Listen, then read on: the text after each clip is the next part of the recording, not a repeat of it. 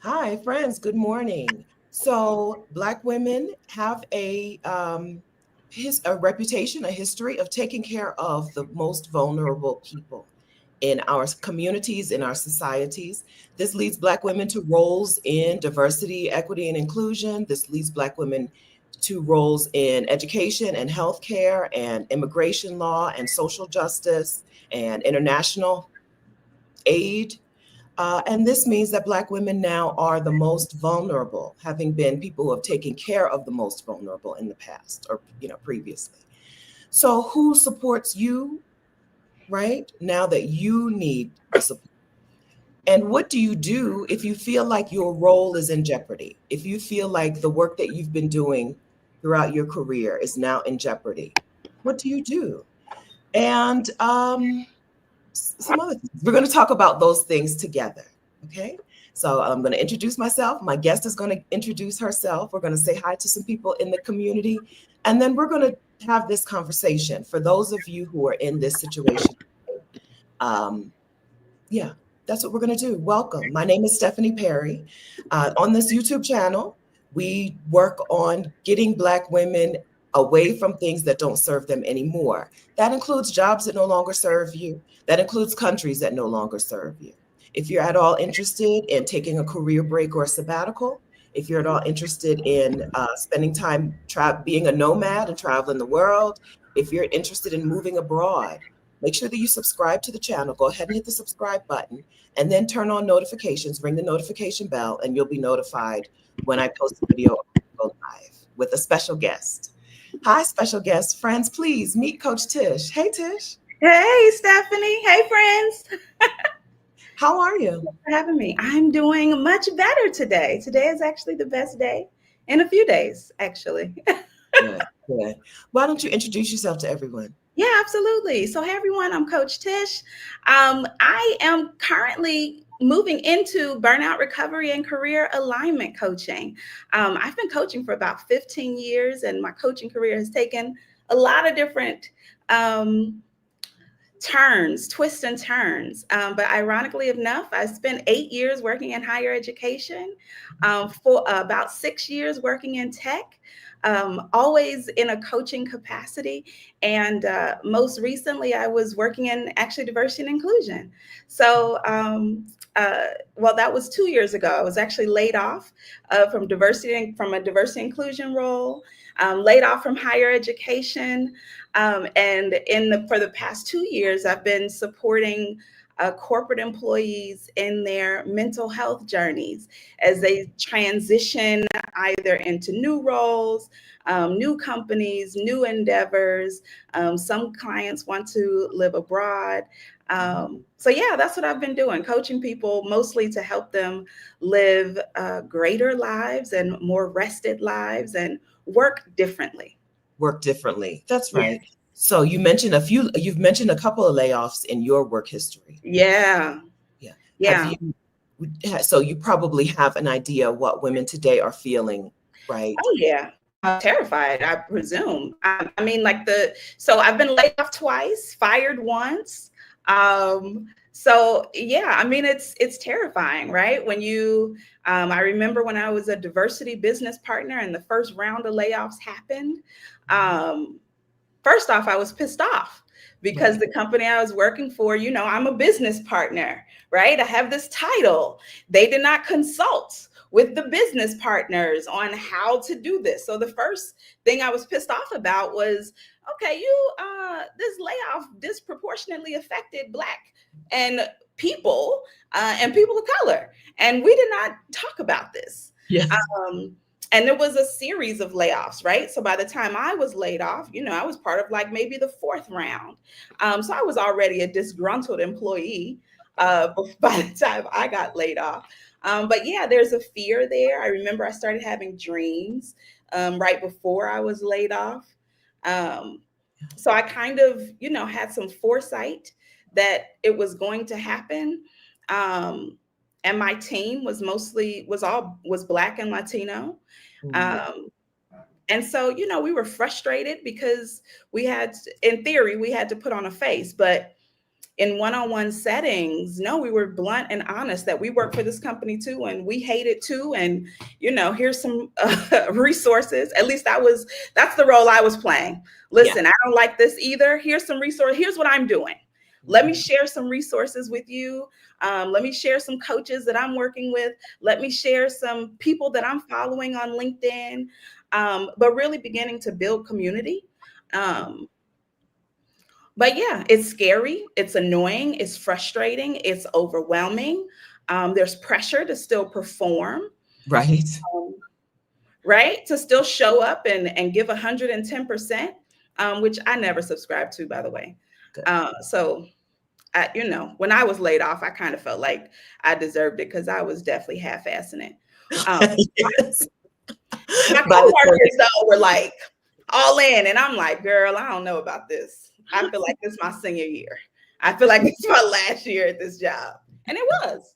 So I graduated. By the time they got to you, you were like, fair. I was already done. I had been done for months. Yeah. So I got my severance, and my network connected me to another role, and I literally rolled into another role that was actually a much better fit for my personality and who I am. So good. Okay, so let's talk about before the new role, when you see that this thing is coming. Yeah. You mentioned, right, that there's a pressure to perform. So there are a lot of women right now who know what's coming down the road for them, for their role, but right now they're still expected to work. Yes, absolutely. What's a word for them? What do they do? What is the, like, how do you not go into your job and cuss everybody out? Or do you go into everybody? There's a couple of different things, right? So depending on how tired you are. Yeah. Right? Because some people are not tired yet. Okay. Right? So if people who are not tired will conform to the pressure. Okay. Right? But if you are tired, you do have to resist. Right? And I'll be honest, for most of us, for Black women in America, that takes a complete shift of how we think about work, what we look to work for, whether or not we depend on work as our true source, right? So what your spiritual connections are, right? What kind of community you have outside of work. What I realize, America has really done a great job at keeping most of us busy, and focused on the job. You commuting to work, you're thinking about work, after you go to work, after work, you're doing more work, right? Yeah. So capitalism has done a really great job at making sure that our life is work. Right? And that is something that you don't really notice when you're in it, because it seems normal. It seems so normal and natural. Sure. Oh, my whole life is supposed to be work. Because your friends, their life is work. You can't, you have to schedule your hangouts. Nobody bumps into each other anymore, right? Like, we have to schedule, right? Your parents, your family, everybody's life is about work. So we think this is normal. The truth is, it is not. And until you are preparing for a layoff or are afraid of a layoff, right? Quite honestly, in those moments before you get laid off, is probably the most motivation you'll ever have to make a change. Okay. Right? So it feels like fear. It feels like anxiety. It's also, right? It's the same feeling, but it can shift based on how you name it. So we can also name it excitement about possibilities. Okay. We can also call it excitement for the future. Right? It feels like nerves. It feels like anxiousness. It feels like unsettled, but we can also call it, okay, it's just moving. I'm tiptoeing out on a tightrope, and I'm not quite sure how to balance, and I'm kind of in the dark, right? Yeah. And if you have spiritual practices, if you have girlfriends you can call, if you have a therapist, if your job has an EAP program. Okay. Right? Because we have a lot of resources. If your job has an EAP program, if your job has FMLA, right? Which is Family Medical Leave Act. Okay. I'm taking notes. Right? So sometimes you can take FMLA, but you want to check your company policies. Okay. You can take FMLA is basically unpaid leave, but you're guaranteed your job. Okay. Sometimes you can take FMLA and then take short-term disability. Short-term disability is how you can get paid. It won't be a full check, but you'll be able to take time off. Okay. Right? So between those, you have to check your company policies though. And typically what you need is a letter from a doctor or a therapist saying that you're stressed and your job is making you sick. Okay. Okay? So Yes. if you don't have a therapist or a doctor who you have told, because sometimes we keep things inside, a lot of times we don't tell anybody. Yes. Or sometimes we've been in these horrible jobs for so long, we've gotten used to them, they don't feel so horrible anymore. Mm-hmm. Right? So we want to start like making, ideally you want to start making plans. The truth is you probably need a couple of days off. Right. Yeah. You need a few days off. If you got leftover vacation days that you did not use last year, that rolled over, you need to go and take them. Sometimes we have to start making the hard decisions. I tell clients all the time, you can feel guilty on the front end, okay, or resentment on the back end. There is no feel good option here. So you either gonna feel guilty, oh, my coworkers are gonna be, or you're gonna feel resentment because now you burnt out and you wish you had took that time. So there's no option that feels good. All your options right now do not feel good. So you're choosing which feel bad feeling we're going to have in a moment. Okay. Okay. So I'm a person who cannot stand resentment and guilt on the end. I mean, resentment or like wish I would have on the end, after the thing is over. Listen, my one statement I've always said to myself is, what if I die? What if I die right here? What if my life ends and I never get to, I have got to do something else. Okay. Like that, for me, that motivates me to do whatever this thing is that I'm afraid of, I'm about to feel guilty about. Right? Somebody else's motivation might be something different.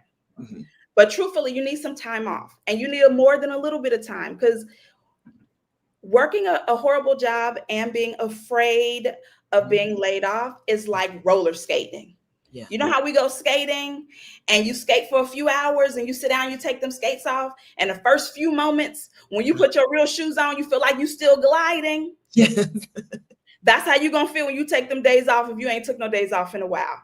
Like, I still should be moving. I should be. This is not the time to tell your mama, who has worked hard all her life, that you taking days off. This is probably the time you want to keep that to yourself. Okay. Your friends who encourage you to keep your good job. This is not when you want to tell them what you're doing. Okay. Right? Because what we're talking about is our response, our fear is really a result of capitalism, white supremacy culture, racism, America, lying to us and convincing us in every way possible that they are our source. Right.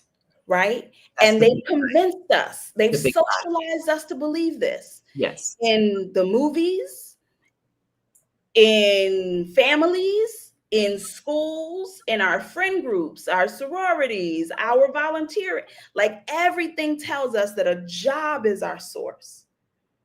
And it's not true. Okay. Right? You have connections to other people. You have connections to the ultimate source. If being laid off, I'm telling you, strengthening my faith in something bigger than me, more than anything possible. Okay. I think more than anything else ever could.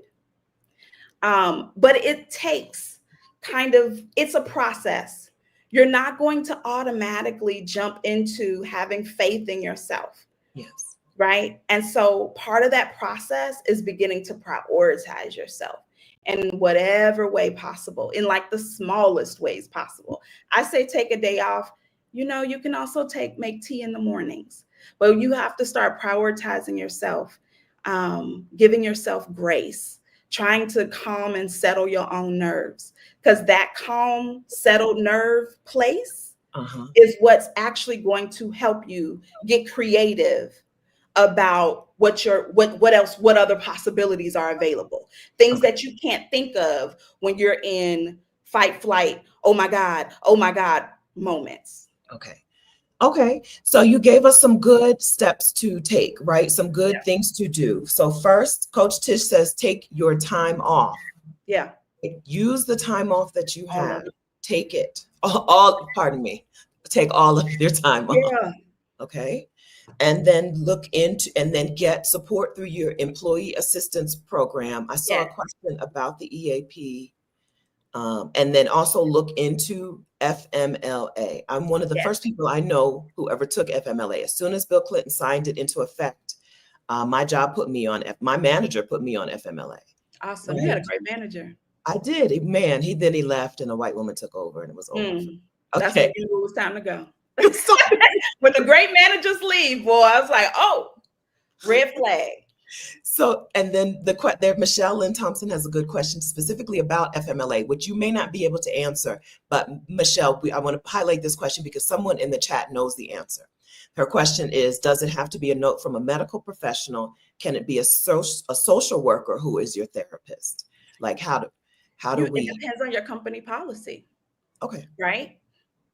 The policy, it depends on the policy. Okay. So I'm not sure. Okay. All right.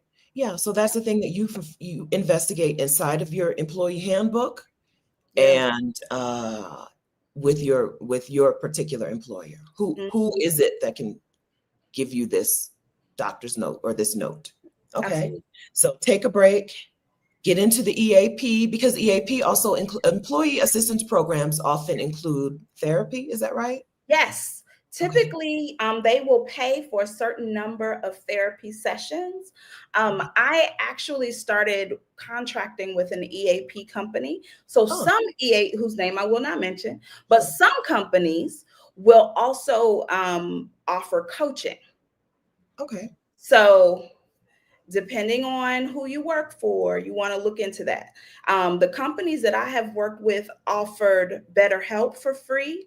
Okay. And so that's, I feel like sometimes the concern is, well, they're going to tell the company what I said. Not necessarily, right? Like usually the only reason that is if they're subpoenaed by a court order, if there's suspicion of child, elder, or dependent adult abuse, or something of that sort. Typically, like you can ask that your calls not be recorded. You can ask them up front, but usually it's the fear that keeps us from even pursuing or looking into these opportunities for help and support. But yeah, definitely look into that. So use your EAP before it's gone, right? Use your EAP before your job decides that it's not a thing they're going to offer anymore. And so Empress Wanderlust says she's an EAP coach for a women-owned company. So through the EAP, people in her company get coaching, and you do the same thing. So that's the thing I didn't know. I knew the EAP existed, and I knew it was there. Some people get therapy through it, but I didn't know that some people also get coaching. So this could include career coaching. So this could mean if I'm in a role where I know this role is about to disappear and I need some support to find something else after I take a break. Potentially. Okay. So here's the interesting thing, and Empress Wanderlust, we should connect. I would love to connect with you. Sometimes, not all coaches do career coaching. Sure. Right? Not all. So the company that I work for, many of my counterparts, all of my counterparts are trained as life coaches first. Now, any other training that they've had is optional, right? So it's not a guarantee that just because their title says coach, that they're going to be able to help you with your Okay. career guidance, Okay. or that they too are not a part of the belief system that you need to keep your good job. Okay. Okay, the same way, right? Remember on the 12-point plan, the Black Panthers thought all we needed was black police, and we Okay. got black police who are not on the up and up, right? I'm not telling you that every coach who worked for an EAP company is going to be able to help you with your career, because that's not true. You Okay. still want to be able to do your due diligence, check in with them, ask them, try not to assume. Okay. Right. But Okay. yeah, so coaches, clients who get me, I'm like, yo, you lucked up. Right. Right. Because it's so it's invasive is not even strong enough of a word. The idea that, yeah, your job is supposed to be your top priority. Yeah, it's okay if your job is stressing you out. It's everywhere. And Yeah. so when you find somebody who doesn't believe that and who can help usher you through to a better life, it's amazing. It's amazing. Listen, my first career, believe it or not, was in corporate accounting. Okay. And I remember I'm sitting in the car with one of my good friends. This is the friend who took me abroad for the first time. This is the friend who is the reason why I live abroad now. Okay. We were both in accounting together at the top accounting school in the nation. Oh. And I remember telling her, now in that moment, I had got fired from accounting. I was tired of accounting. I was over it. I was like, okay, this is some BS. I'm not here for it. And I was getting my master's degree in nonprofit management. Okay. Mm-hmm. And I said, my friends kept laughing at me because they're like, Tish, like, you not making no money. Like, what are you doing? And I'm like, well, I just want to like my job. Yeah. Yeah. And I will never forget, I'm sitting in the back seat of her Lexus, her and her boyfriend at the time, husband now, both drove Lexuses, right? 2-door for matching Lexuses. They were both Nigerian. They was big shit. Look. And I'm, south side of Chicago. I don't really, I ain't got the money for that. And I will never forget her saying to me, Tish, nobody likes their job. Mm-hmm. And I knew in that moment, girl, I ain't gonna never talk to you about this again. Okay. Because I'm committed. I'm like, y'all might not like your job, because he worked insurance, she worked in accounting. Y'all might not like your jobs, but I am committed. I'm gonna find me a job that I like. Yeah. This job is not gonna kill me or make me miserable. Like, that's just not what's going to happen. That's right. And it was like you live so much of your life in even if you're like me, a person who is like, well, I'm not going to work in a traditional way. You still live a lot of your life in working, a lot of your day, a lot of your month, a lot of your year, a lot of your decade 100%. Is work. And so it's got to be something that feeds you instead of kills you.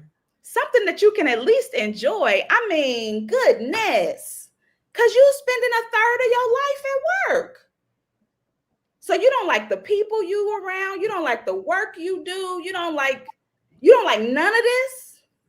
And you think you're going to go there every day and your mental health is not going to suffer. Your confidence is not going to suffer. You're not going to be placed on meds. Physical health suffers. Yes, your physical health begins to suffer, right? Like, a lot of the times, depression, anxiety, like a lot of the clinical diagnoses comes from being in workspaces for too long that we do not enjoy and that are harmful to us. That's right. Psychologically. That's right. Yeah. And so we have to change. And a lot of times we are the trailblazers in our family, right? Mm-hmm. Like, we might be first gen, we might be the first to graduate college, the first to have a master's degree, the first to work in corporate, the first to own a house, the first to do all of these things. Keep the party going. Let's be the first to find work that we enjoy. Yeah. Let's keep the party going. You said to us that this is an opportunity for a shift in how we think about work. Yes. So one shift, one thing that we want to change about how we think about work is that we want to shift into the idea that you can do work that you enjoy. Yes, and get paid for it. And that you're for it. Proud of, work that feeds you, work that you wake up in the morning excited to do, which is where I am. I'm there, right? I feel like some people need a gap job, Stephanie. Like, okay. I feel like there's a space in between job I hate and I'm excited for work. Okay. I feel like there's, right, because that space, there's a transition process. Sometimes you can transition into a role that's okay on your way to a job that I'm excited about. Sure. Okay. Because maybe because people will hold out for the thing they're excited about, and then they stay in the place that they hate far too long. Okay. So then inside of a gap job, we should be looking for something that will help us achieve, like get the skills we need for the job that we're going to be excited about. Maybe that's one thing we can do in a gap job. Get in alignment. Let's prepare. Okay. Right? Like, let's align with what we desire to be doing the most. Okay. And Marissa says play a little bit. So maybe in the gap job, we can take the roof off of our, find something that is more playful, more entertaining, more creative maybe, or more something, whatever we feel. Something. Knowing that it's a temporary, it's not a permanent. Okay. Right? And I realize that change causes a lot of stress for people. Yeah. Right? I am the greatest gift my mother ever gave me. We were not military, but I changed schools every 2 to 3 years. Right? So I grew up being very used to and comfortable with change. Okay. So knowing that the role of a job, we're talking about a 2-3 year situation. Okay. 2-3 years. Okay. So one gap might lead to another gap, but yeah, we want to continue aligning. Like, have you ever worked with a personal trainer, Stephanie? Well, I was in the Army. I had a drill sergeant. Oh gosh, no. Yeah. Do some push-ups. It's the same. No. Okay, so when you work with a personal trainer, no. Okay. Even better question. Let me use my experience, right? So I recently was training in aerial yoga. Okay. Ooh. I know it's great. It's amazing. So when you train in aerial yoga, if you don't know what it is, you're up in the air. You're like in a silk, you're hanging, you're doing all these poses. It's amazing. It's the freest I've ever felt. That's why I love it, because it helps me feel free in my body so I can feel free in my mind. Like, it's a whole metaphysical thing. So when you're training in aerial yoga, there's certain poses that I was trained one-on-one, very fortunate, but my instructor would do a pose that she would then instruct me to do. Now, when I would do the pose the best that I could, she would offer some tips for me to get in better alignment. She might say, square your hips. Now pull your feet out. Now arch your back. Like, she would offer small little tweaks. She might come over and adjust me a little bit, right?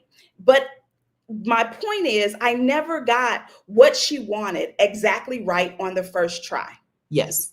Most of the time when it comes to our career, and us getting in aligned careers, it's going to take several tweaks. Okay. Right? So remember, I said I started out in corporate accounting. Then I was an academic advisor. Then I actually went to enroll in a PhD program, dropped out, went to massage school. Then I was a massage therapist for a little while. Then I went back to advising, but this time for a health and wellness graduate school. Then I went into tech as a health coach, moved into diversity and inclusion, and then moved into mental health coaching, and understand now that I'm supposed to help folks recover from burnout and align their careers with how they're supposed to be working. But each one of those tweaks, I feel like all of those things were my gap jobs. Okay. Gap jobbing my entire career. Okay. And all of those things work together Yeah, well, Thank each you. one was a little more adjustment, a little bit more alignment. Okay. And so I say that to say, you're not going to get it perfect on the first try, and it's okay. Right? A big part of this journey, especially for Black women, I think, is for us to develop. I'm not going to say learn because we already know the word, Yeah. right? But to begin practicing compassion for ourselves and our journeys. Right? This culture makes us believe we got to get it perfect and we got to work twice as hard. No, you don't. That's a lie. All of that is just for the benefit of somebody else. Yes. Those are lies we were told to benefit us working hard for somebody else, working ourselves to death, just like our ancestors did, literally sun up to sundown. That's right. That's right. If you are living, here's what I have to say about that. Okay. If you have heard, girl, you got to work twice as hard for half as much, and you're living that way, if you're living your life as though you need to work twice as hard for half as much, you're an agent of white supremacy. You're Baby, working in their favor. You're working for them. ain't nobody winning but them. Nobody. And so we have to start, that's why I say it's a process, right? It's a complete unplugging and rethinking. There's books that you can read. If you have not read Rest is Resistance, please read it, right? Afro Minimalism, please read it. Yeah. Like we have to literally rethink everything. Okay. And we don't know that it needs to be rethought because everybody thinks the way we think. The movies we watch think the way we think, but we don't realize those were fed to us too. Right? And so you told us to make sure that we're building community. When we build Yes. community, that community needs to be people who are moving in the direction we want to move, Yes. not people who are married to the stuff that we want to run away from. Yeah. We're gonna have to start creating a different kind of community. Yeah. I feel like COVID gave us, I don't know if I can say that now. I hope they don't do something. Okay.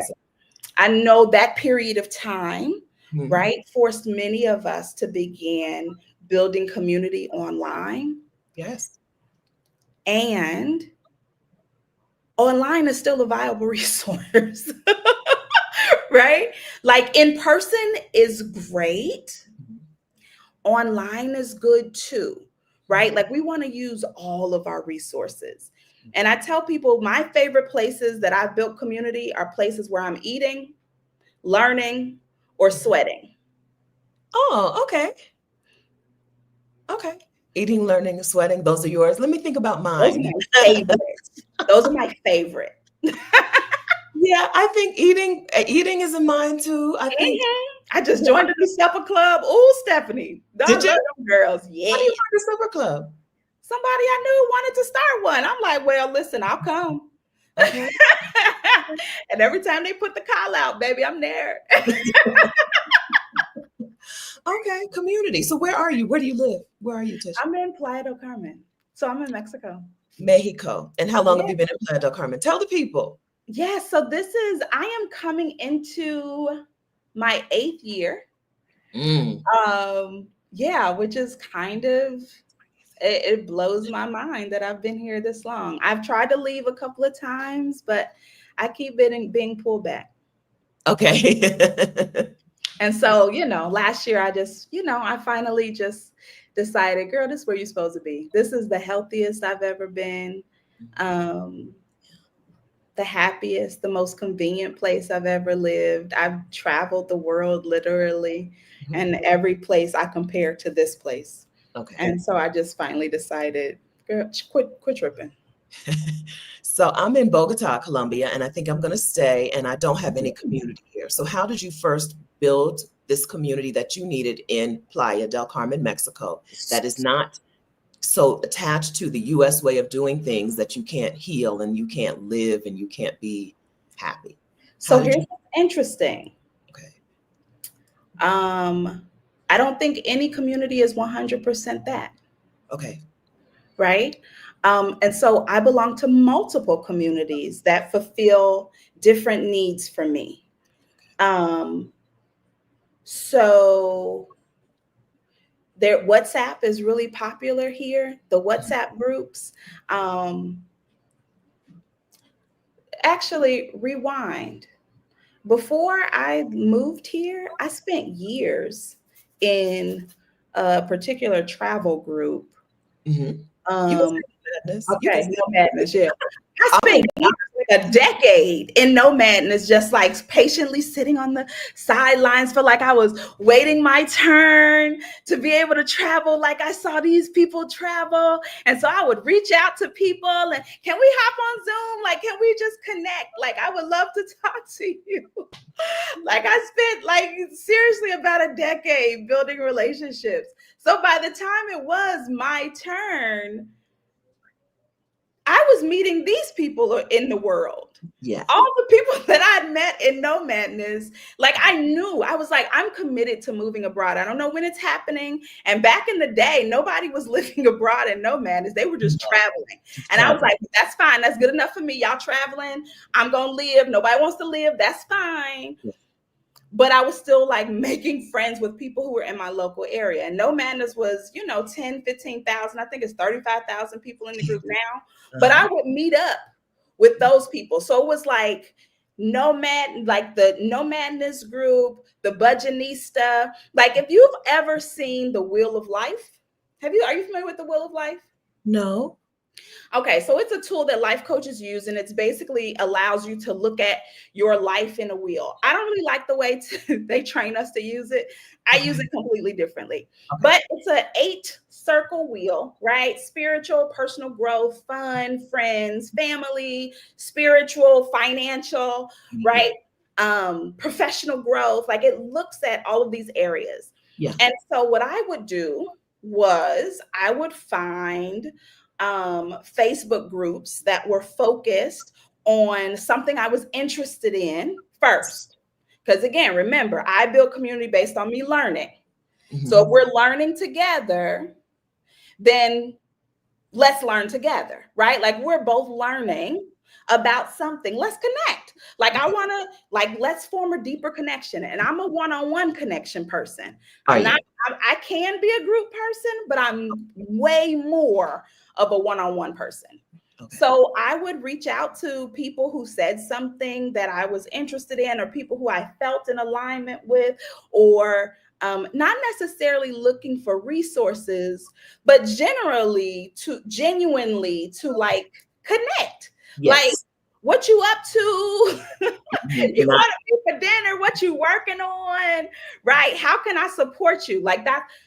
Lead with a give. Okay. I remember reading that somewhere. I don't remember where, but lead with the give. How can I support you? Right? But only with people who I actually wanted to support. That you actually like. Yeah. Right. Yes. So I made sure that I built, because I know that's the thing in America too. We build community with people we don't like. And I'm like, her. Yeah. No. So, I would try to build relationships, have dinner, go to lunch with people I liked, that I actually wanted to support. Not so they could support me, because I like them as humans. Yes. Right? So trying to create a relationship and not a transaction, if possible. Okay. So but yeah, the Facebook groups was the biggest thing. So I use that wheel of life as a way to identify, okay, what am I most interested in learning, growing, developing right now? Okay.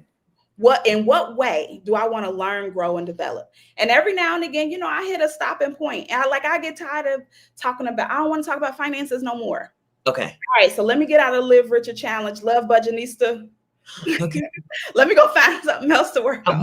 Okay. I was just going to ask you about that. Okay. I was just going to ask you about that. But Budgetnista saved me now, because I recently had an issue with Capital One. I was part of that Capital One little situation. Capital One didn't deliver them deposits on time recently. Yeah, they had a tech issue. Oh, this is interesting on my mouth. They had a tech issue. They didn't deliver them deposits on time. But I always remember a decade ago, the budgetista said, always split your money into 3 different banks. Oh, And I smart. had been doing that. And so the money, the 40% that was going into the Capital One wasn't all my money. I still had an attitude, but I wasn't ass out. So yeah, it helps to be in those multiple spaces. Okay, so I was going to ask you, if there are those 8 segments of your life that you want to have community in, are you in 8 communities all at once? Like, are you active in them, or do you come and go? You dip in and out? No. Okay. Usually one at a time. Okay. And I'll mute. Like when things feel like they're at a good stopping point, or when I feel like I'm bumping my head, or when I feel like I'm overwhelmed, I take a break. Okay.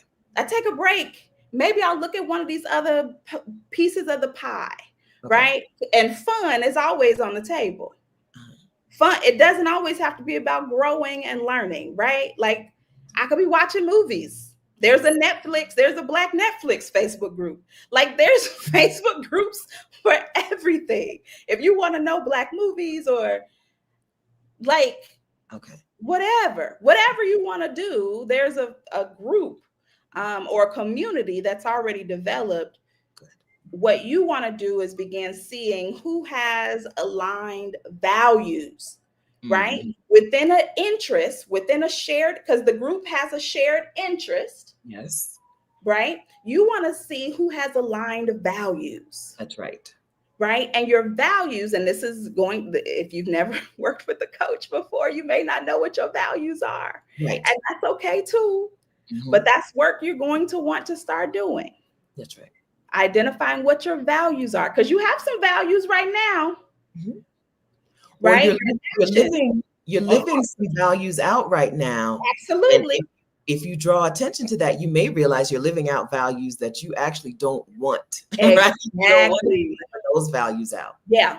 Because what your actions indicate your true values. That's right. So sometimes we value being liked over being free.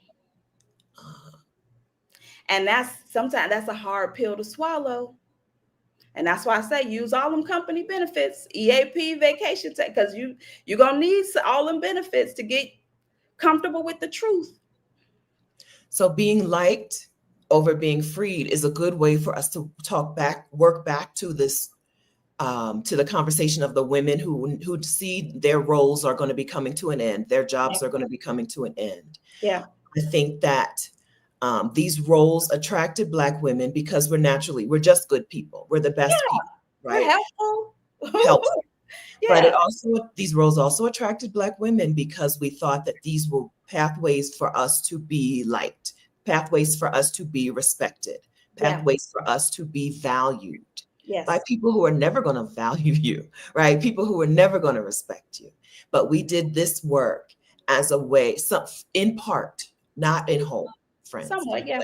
In part, we did this work in international aid, in social work, in diversity, equity, inclusion. We did this work in part because we thought it was going to lead to us getting more respect, being more valued, and found out that absolutely didn't work. It didn't work.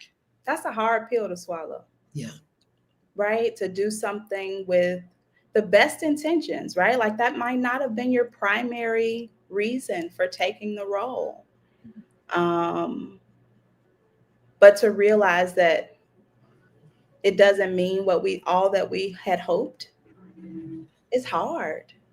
And that's why it's important we give ourselves grace and compassion, because, everybody wants to be liked and respected. That's not a horrible thing.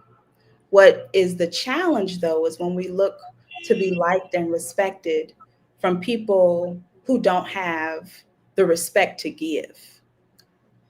Right? That's right. Like we want to be able to respect ourselves. Yeah.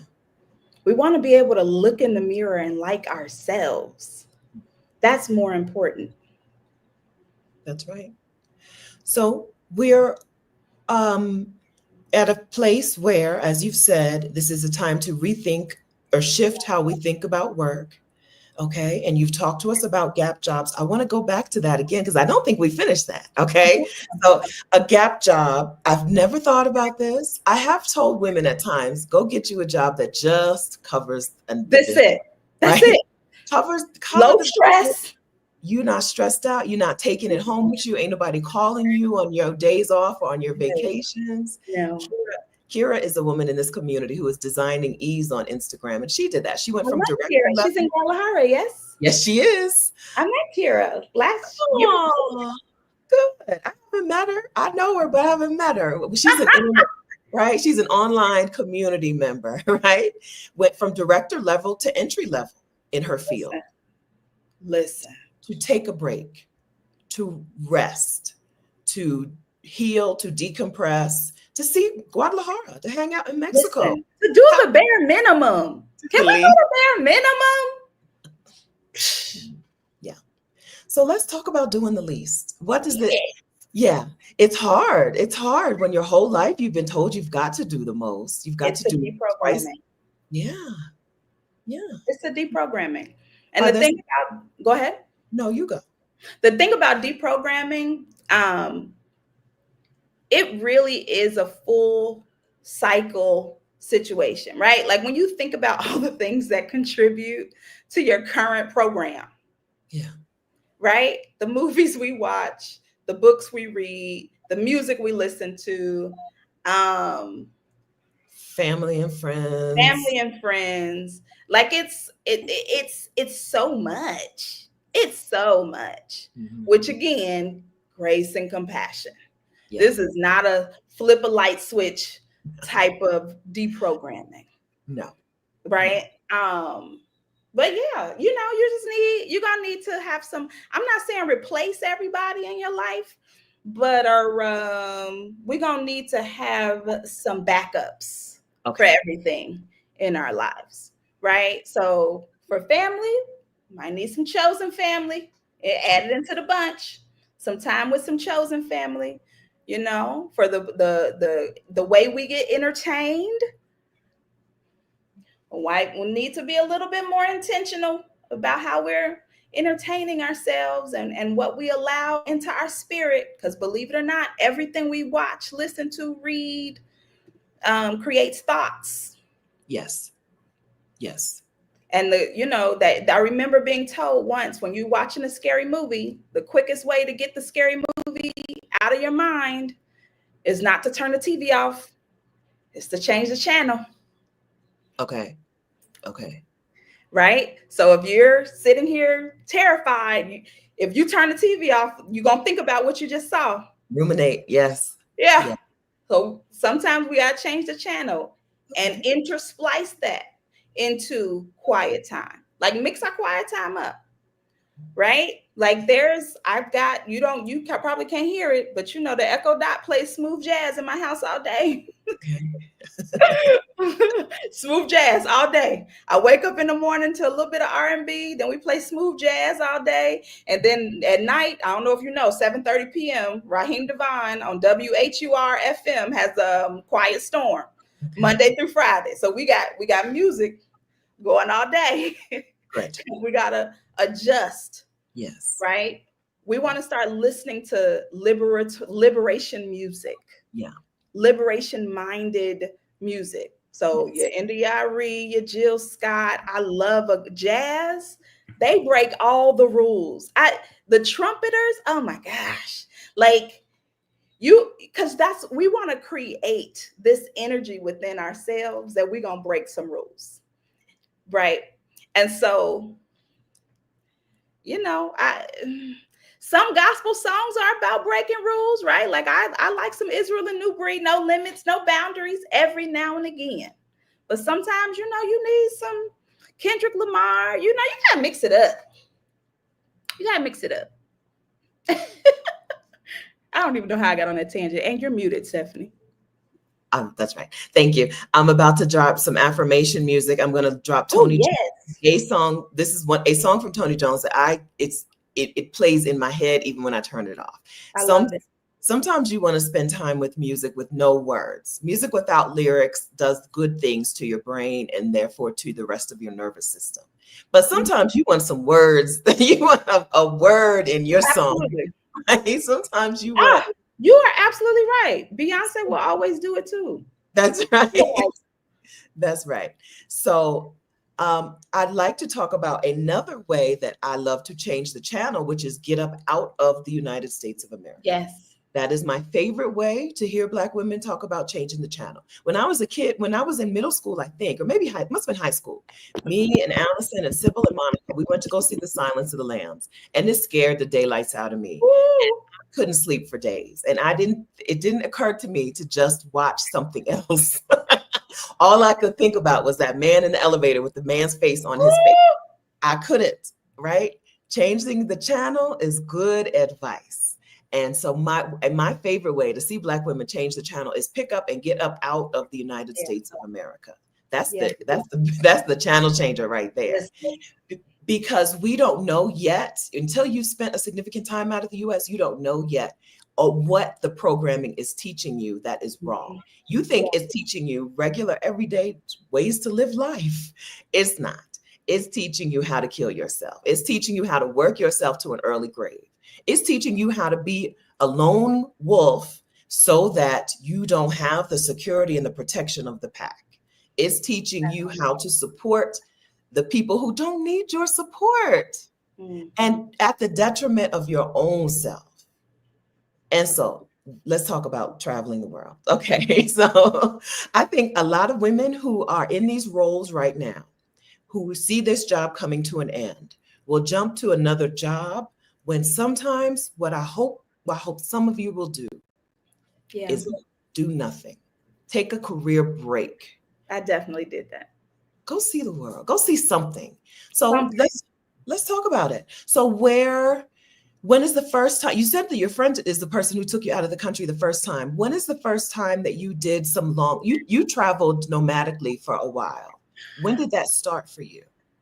Okay, so out of the country, because remember, my mom moved us every 2 to 3 years, and we was all over the US. Yeah. Right. So from Chicago to California to New York to Kansas, I thought you meant like changing schools in the state. Y'all, you covered the was all over the country. My mother said she didn't feel safe, so she went where she could get another job.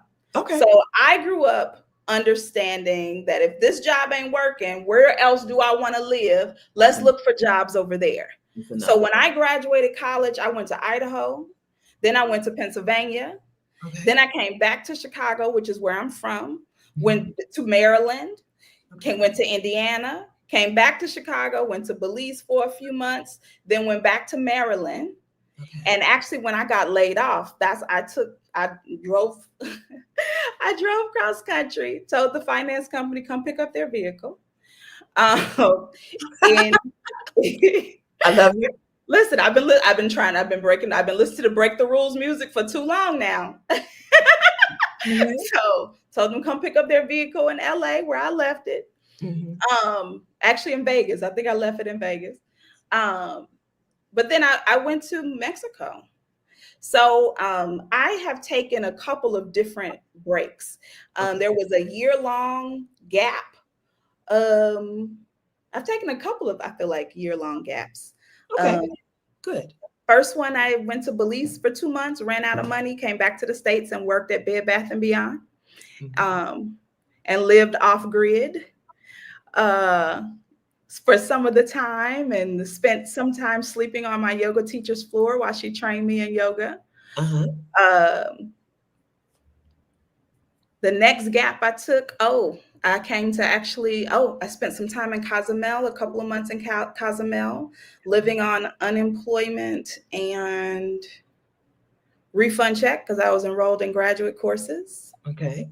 The loan refund situation. Yeah. We do know that. We all know that. I worked in higher ed. I said, I know how to do this. I spent a bulk of time living in Playa del Carmen, unemployed, really just from between, paying $300 a month rent. I didn't have AC, but I had a good cross breeze and a fan. Minimizing all the way down. I spent a year traveling while I was employed. Then I got my first remote job. And so even though I kept my $300 a month apartment, I split it with a friend. We turned it into a storage unit and we just paid the rent every month. Okay. And I just traveled the world. So I spent like 4 or 5 months in Asia and, just doing all the things. And then I spent a year traveling throughout Mexico, Colombia, Europe, Guatemala.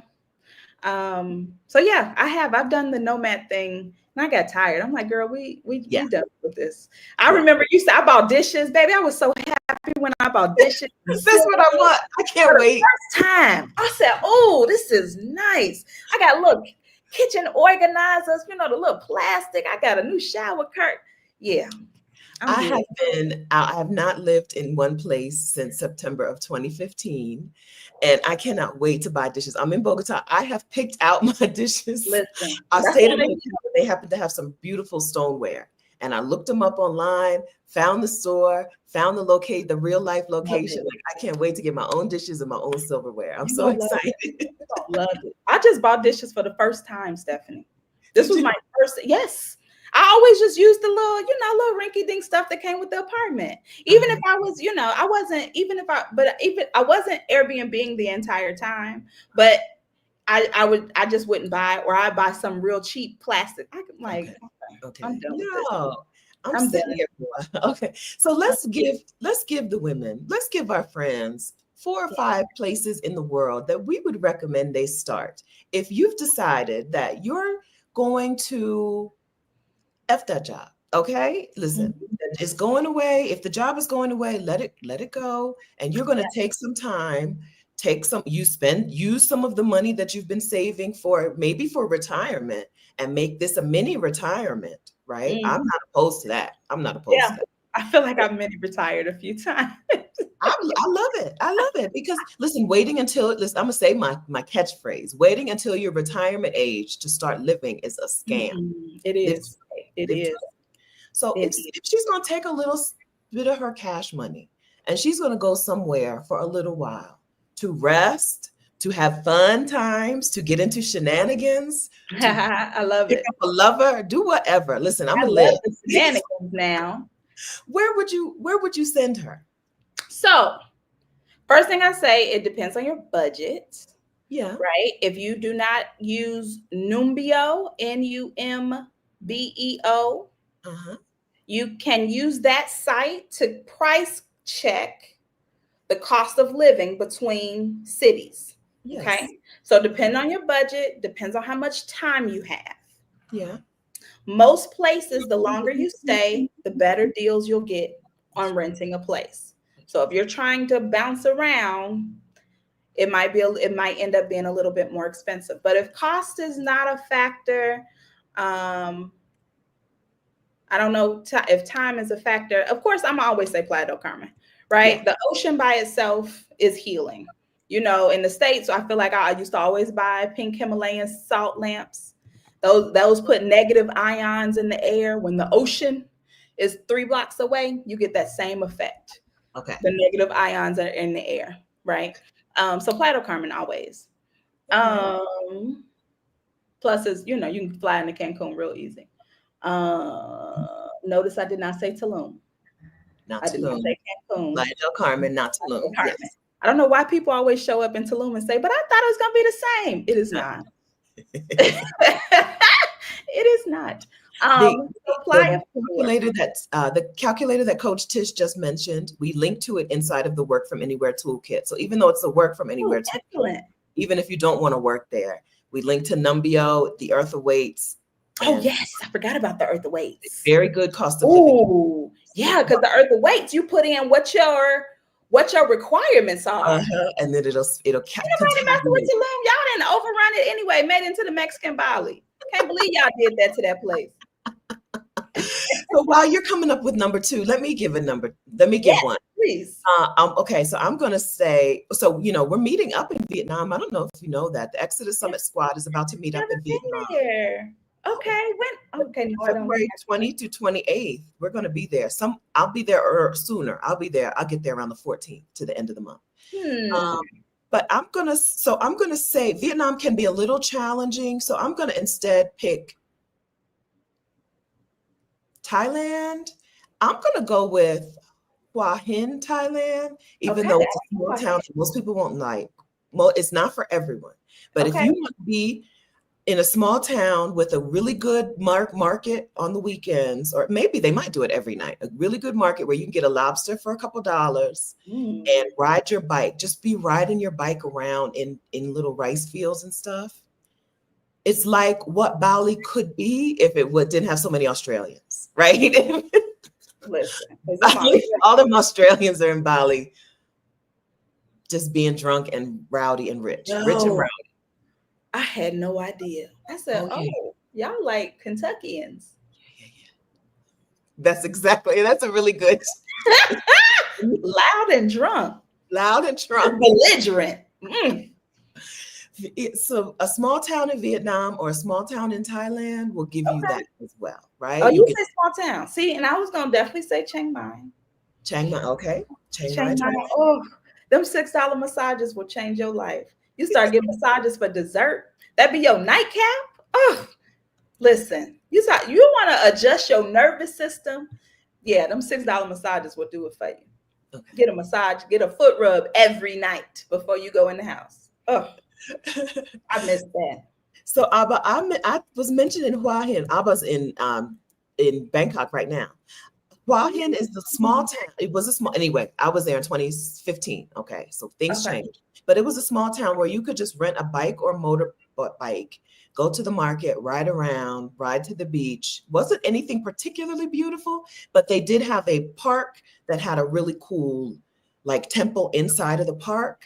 But it was just chill. It was just a place. It's not a place to live, I don't think, because there's not the conveniences that you want. But it is a place to go and chill and do nothing and eat lobster. Do nothing and eat lobster and ride your bicycle. But a lot of small towns in Thailand, a lot of small towns in Vietnam, a lot of small towns in Indonesia are that, right? Which is why I was like, who wants to join me in Vietnam? We're going to Vietnam because, listen, I'm a pick up a bicycle. If either the place you stay has a bicycle for you to use, or you just go to some man on the street and you pay him $10, $15 and he gives you a bicycle for a week, right? And you ride around the rice fields. They were still using oxen or something in the fields, right? So it's just you and some oxen riding you in the rice fields, and then you go and get you some pho, eat you some breakfast, right? Just a nice, slow life. Wow. So I guess the answer is just Southeast Asia. Okay, listen. If you want to fly that far, it's a place where everything else is so inexpensive that it's not going to drain your pockets. You're not going to feel pressure. Yeah. Of course, I feel like I'm gonna name the nomad hotspots, right? Yeah. Okay. Some people don't know them. Okay, so Medellin, Colombia. I was there for 6 or 8 weeks. I can't remember. A couple years ago. And so, like it was so lush. Like I don't think I've ever seen, well, Bali was lush too, but this was a lush city. I don't think I've ever seen a lush city before. Yeah. I was like, oh, I kind of like the way this feel. In Chicago, we kind of got Hyde Park, but of course it gets cold in Chicago. Yes, right. And it's a little dangerous. In Chicago, somebody might be hiding behind them trees. I didn't feel that in Medellin.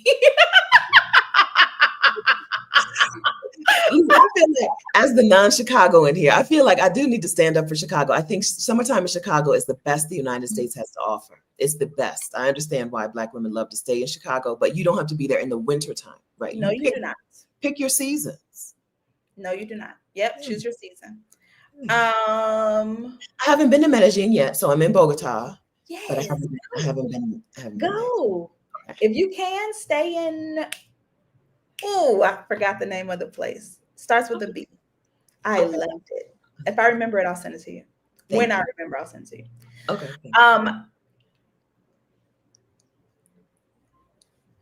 Yeah. You can get to, if you have your money up front, okay, and you can take USD. Mm-hmm. Can Americans still travel to Cuba? Well, you can.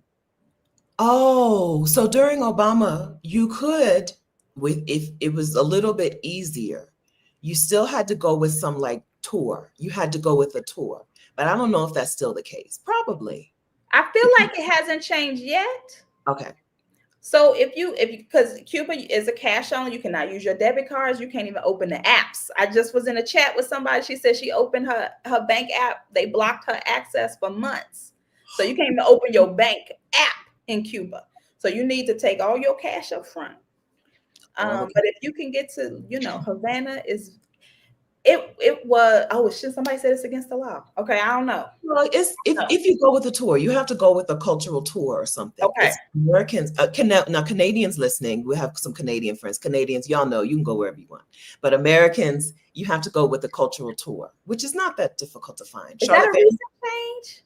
No, it's been years. Charlotte Van Horn, who is Black expats in Panama, she does relocation tours, but she also does a cultural tour to Cuba as well. Okay. Yeah. Okay. I guess you do need to be an experienced traveler to be in Cuba. Yeah. It's not that. I'm like, oh, I guess it. Yeah. All right. Okay. So unless you got a lot of experience and to connect, maybe not Cuba. Although for me, it feels like, like for real, my Excel place. If you can get to Spain, Sevilla was amazing for me. I don't know what it was about that little lazy river. And it was also in the Andalusia region. So if you've read The Alchemist, you haven't read The Alchemist? Yeah, but it's been years. I'm 50. Okay. It was like one of my favorite books. So I read it like so many times. I got an Alchemist inspired tattoo. And so when I was there, I was like, oh my God, I'm in the region where Santiago was. I got to take this ferry over to Spain. Over to Morocco. So I took the ferry. Oh, it was like amazing.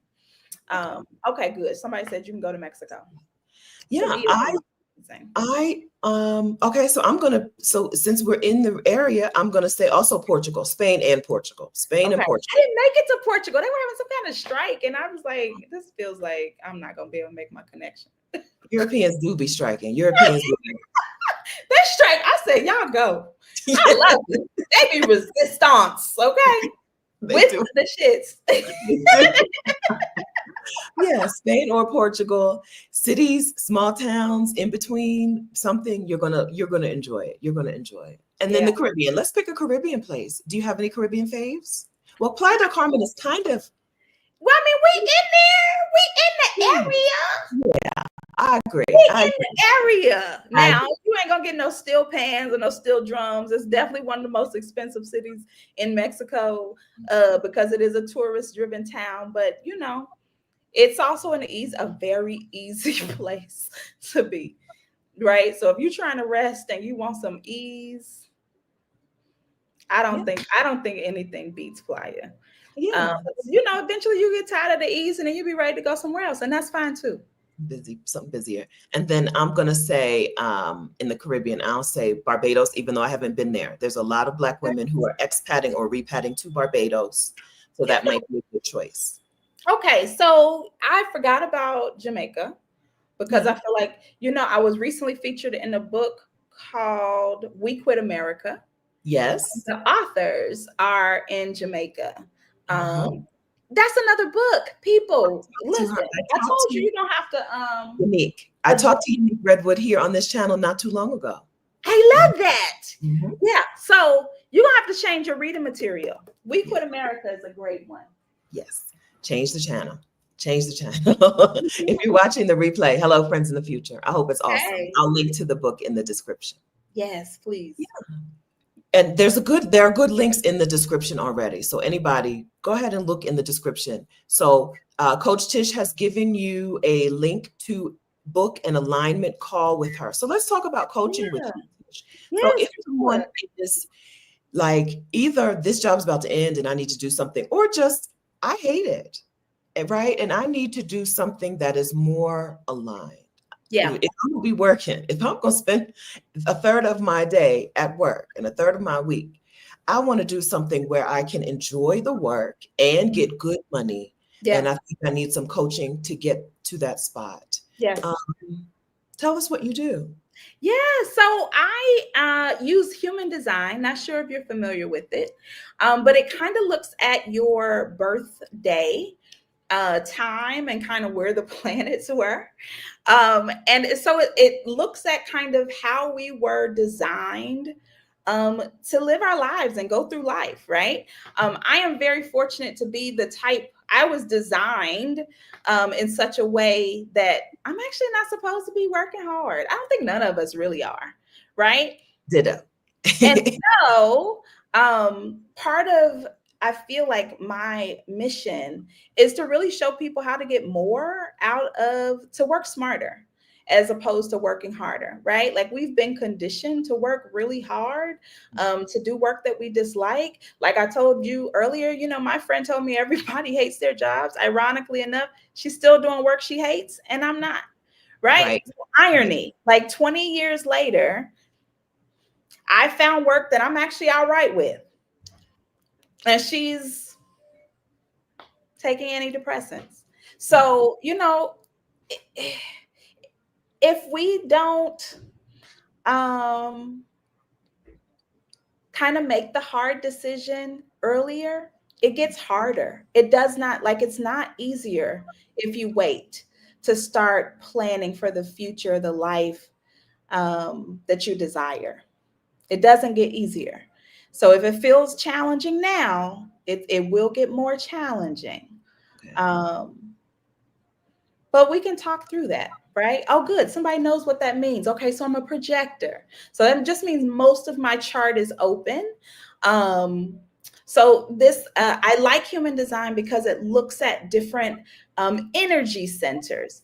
It's weird because I struggle with speaking this language because I am like equally left brain, right brain, right? Yeah. Like I've studied all of this metaphysical, spiritual stuff. But remember, my first degree is in corporate accounting.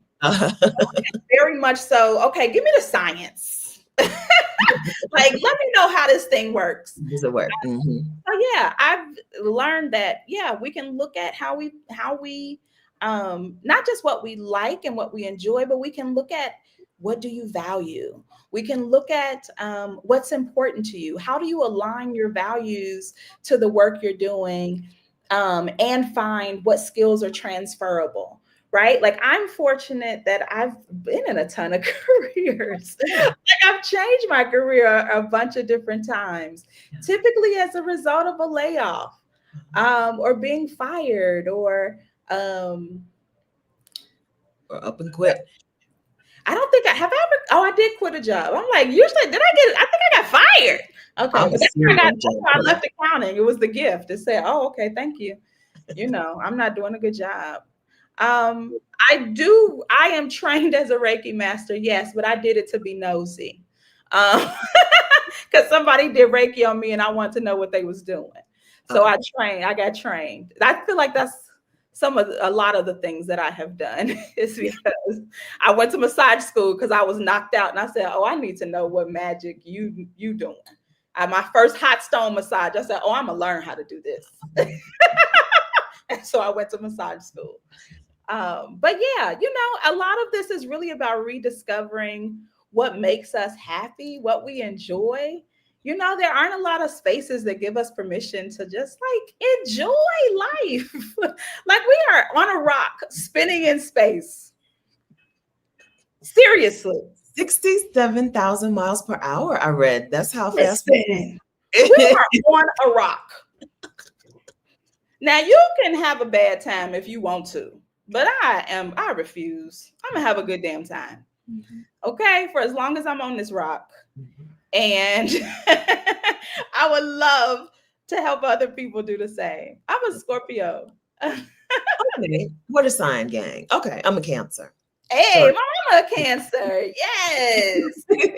Yeah. So women who want to work with you, book a call with Coach Tish. Yeah, let's talk about it. I'm This not is going her, to sell you. I just want to talk. This is not a sales call.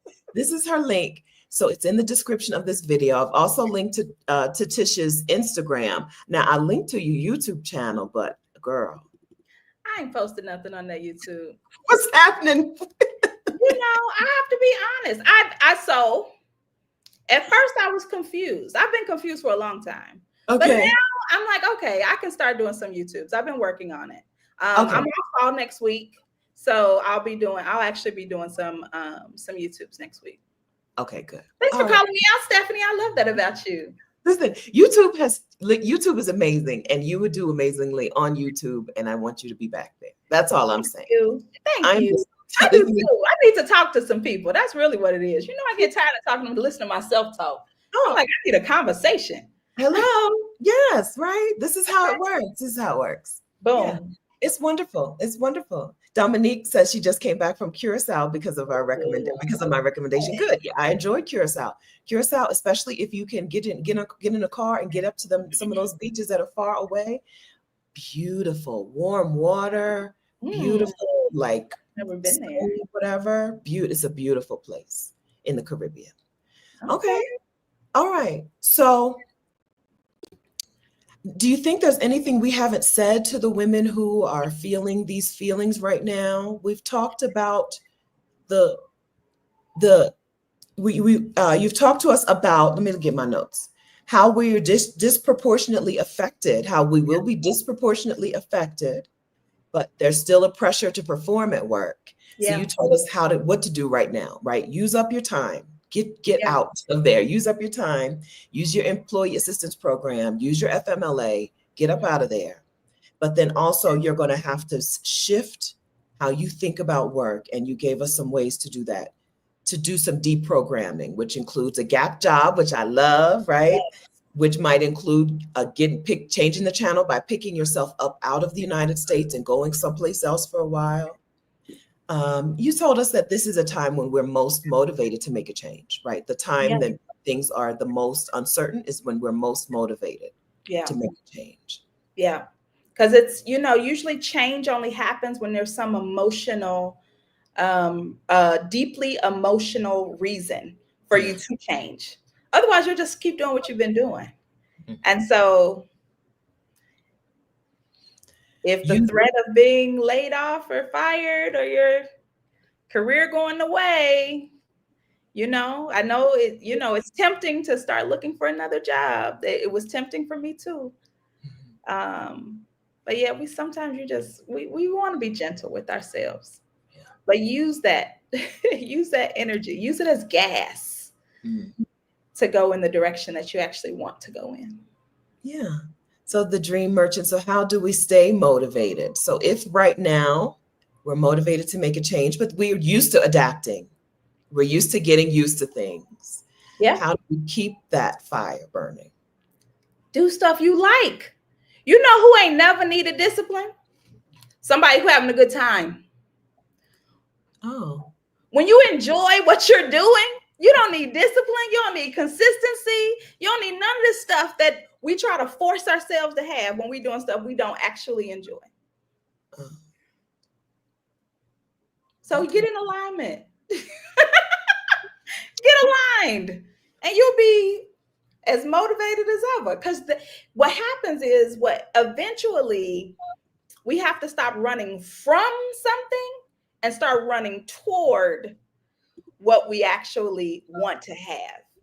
So it's now that future is calling us, and that's the motivation. Right now we're in a space where, oh my gosh, I'm in this fear-driven space, right? I'm scared of what's going to happen. All right, but we got to switch our attention. That's what America uses. I don't know if you notice, right? The news, all of the ongoing, the repeated messaging, the programming, the message that they keep running is all based on fear to make you act in a certain way. When you turn that message off and you instead turn on the message that you intentionally desire to have, you instead start being able to dream, which I think Trisha Hersey spoke about that in Rest is Resistance, right? This space of being able to dream and imagine a different future. There's a gap between where you are and where you want to be.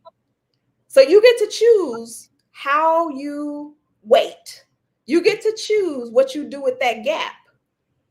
The powers that be, allegedly, they ain't really in power. They have the power that we keep giving to them. We give it to them. Yeah. Right? They have our attention. We stop giving them our attention, then we can start actually focusing. And that, let me tell you, that place is a very nervous place. Right? But that's why we do things that ground us. I talked to you about the music earlier. Right? The music that plays in my house that calms my spirit. I think I mentioned I did a 6 thing on Threads. So if you follow me on Instagram, you can check my threads about spiritually grounding practices. But listen, if your spirit not grounded, you don't know how to get grounded, maybe you don't have a spiritual community, that's okay. We got to start getting some practices in place, though. You can get there. Yes. Okay. So do you divide up? So spiritual practice for me is a funny thing, because sometimes I'll be like, well, this is my spiritual practice, and it's something that is not a spiritual thing, but it's your spirit. Right? We talk about your spirit. Okay. Right? We ain't talking about everybody's spirit. We're talking about what works for your spirit.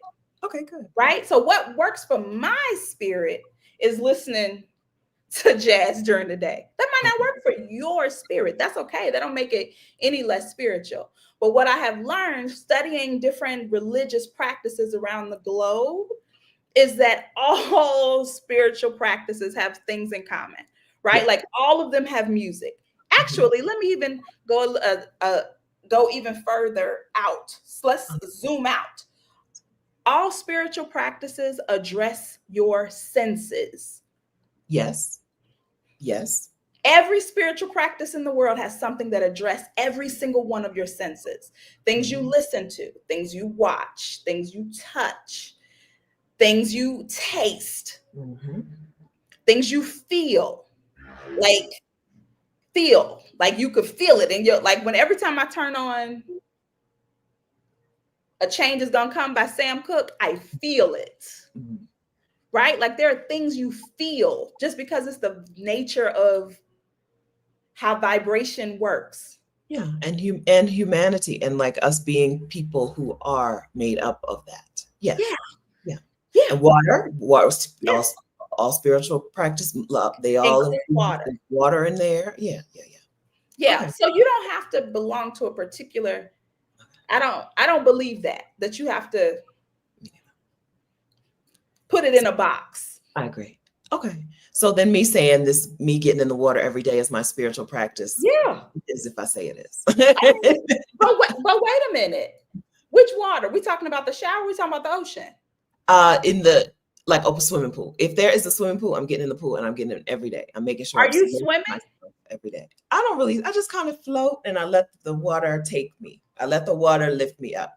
It's a thing. So there are women. You're floating and you're free. You're feeling free. I feel like you're aligning your energy with the water. Yeah, that's spiritual, Stephanie. I don't think it gets more spiritual than that, do it? That's what I consider it. But I know that other people be like, girl, that's not a spiritual practice, but it is to me. There is, there is, yes. Okay. So we do our thing. So we are developing in this time that may be a time of uncertainty for you. You are developing your own spiritual practices. You are forming community. And the thing that Tish said that I won't forget ever is that you are doing what you enjoy. You don't need, I've never thought about that. You don't need the discipline and the motivation if you're doing stuff you enjoy. Oh, okay. Because listen, I've walked this park. It's a beautiful park here in Bogota, and I've walked the park like 2 or 3, 4 times a week since I've been here, without any discipline of like, I need to work out, I need to walk 5K, I need to do whatever. It's a beautiful park. I like going there. The people are having a good time. I walk the park. I enjoy it. I don't need the discipline or the motivation because it's a thing that I enjoy doing. Listen, Okay. And I was taking swim classes or going to aerial yoga. I ain't need no motivation. I'm like, oh, yes. Can't wait. The gym, baby, I went 3 times in 3 months. I still can't find myself to get in the gym. Saying, which is why when you said, have I ever had a personal trainer? Oh, So my yoga teacher now personal training. So now she's my trainer. okay. So I kind of, you know, Okay, cheated, if good. you will. All right. Okay. All right, friends. So I feel like Tish has given you a whole new frame. I was just gonna say that, and I feel like Coach Tish has given us a framework to move to. I want to say move forward, but also to be present where we are today.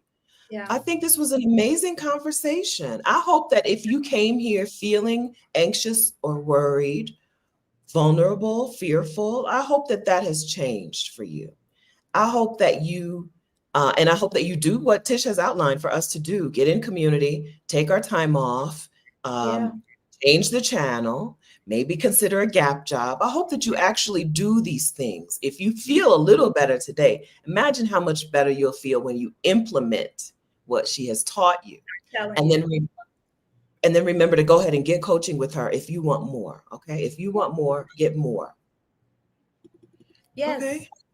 Yes. Thank you so much for having me. This was so awesome. I agree. Thank you for saying yes.